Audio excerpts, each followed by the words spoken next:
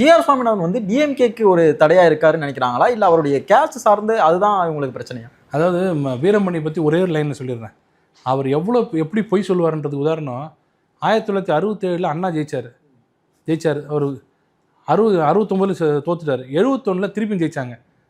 திமுக ஜெயிச்சது 183 சீட்டில் ஜெயிச்சது. காரணம் என்ன தெரியுங்களா? அவர் சொன்னது சேலம் மாநாட்டில் பிள்ளையாரை செருப்பால் அடித்த உடனே 183 சீட்டுக்கு போச்சு. அப்போ பிள்ளையாரை செருப்பால் அடித்தா 183 சீட்டு போகும் அப்படின்னு சொன்னார்.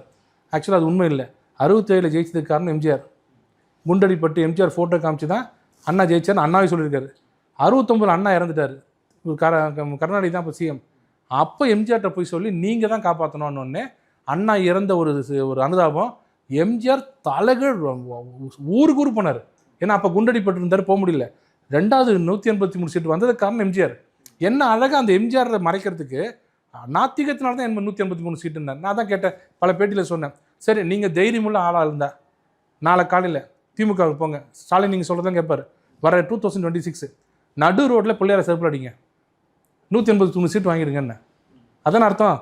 183 சீட்டு வேணும்னா பிள்ளையார செருப்பு அடிக்கலாம்னா எல்லாரும் அடிச்சிருப்பாங்களே இன்னைக்கு. ஏன் அடிக்க? அப்போ எப்படின்னா வயசு பார்த்து சொல்லாதீங்க. அவர் அழகாக ட்விஸ்ட் பண்ணி நாத்திகத்தை கொண்டு உள்ள நுழைப்பார். அவர் ஏன் வர்றாருன்னா பிராமின்.